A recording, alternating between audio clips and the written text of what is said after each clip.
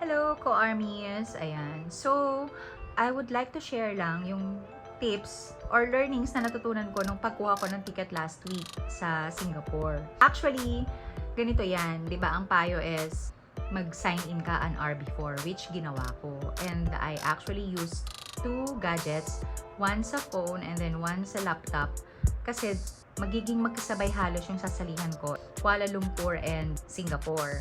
Okay, so nauna si Kuala Lumpur, tapos nag-queue. So kapag nasa queue ka na, bawal ka daw mag-refresh kasi uulit ka raw sa simula. So sinunod ko yan based sa mga inaral ko. Actually, kausap ko si ChatGPT. May another phone pa ako na may ChatGPT kasi ginagawa ko, pinipicturean ko yung nangyayari sa screen tapos tinatanong ko siya kung ano na bang next move and all kasi kabado nga ako, hindi ko alam kung anong dapat gawin. Tsaka first time ko talaga mag-ticket na ganyan, lalo na BTS. Sobrang kinakabahan ako.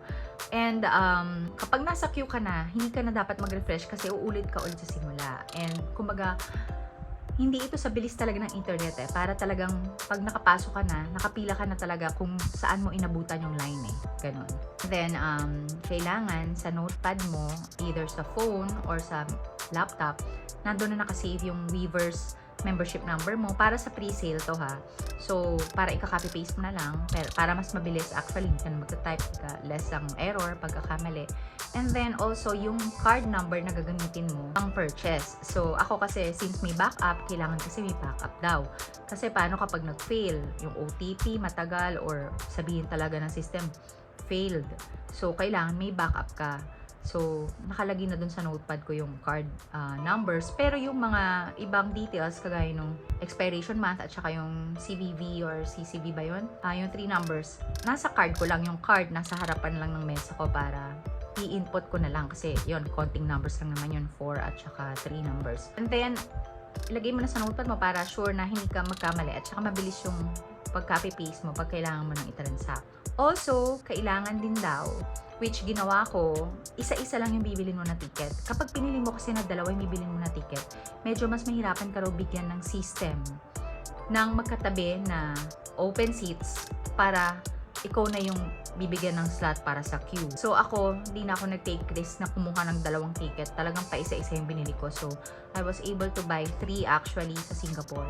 Dalawang magkahilera kami ng sister ko, tas yung isa sa likod, yung husband ko, best supporting husband. So, hindi kami magkakatabi, pero parang magkakalapit kami ng side sa bowl ng stadium. Kasi yun na nga, ayokong i-risk na hindi makakuha. And lastly, dapat, even if ang target mo is VIP, category 1, category 2, 3, or inisip mo hanggang 3 ka lang or hanggang 4, kung ano man yung mabigay sa'yo na slot, by the time na umabot ka na sa queue mo, dapat decided ka kung kuhanin mo ba or hindi. Kasi mabilis nga lang rin siya mawala.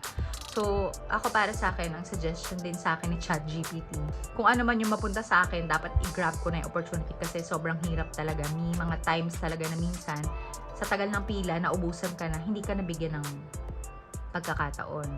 And minsan din, nagkakaroon ka ng chance pero nagfe-fail kasi parang yung seats na gusto mong kuhanin, nakukuha rin ka agad ng iba. Kasi imagine, ilang milyon kayo sa mundo na nag-a-avail, diba? So, ayun lang. Again, first, kailangan mag-login ka earlier. And then, naka-ready na yung mga dapat na ika-copy-paste mo sa notepad. Tapos may backup ka na card.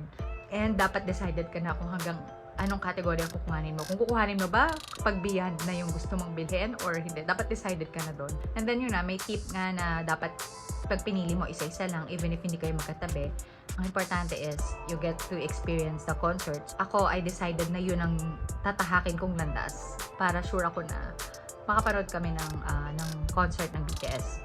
So, we will be flying sa Singapore. December pa naman, so mag-ipon pa kami ng ibang kailangan pagkaipunan, like accommodation and flight. Pero at least, we've already secured our tickets sa Singapore.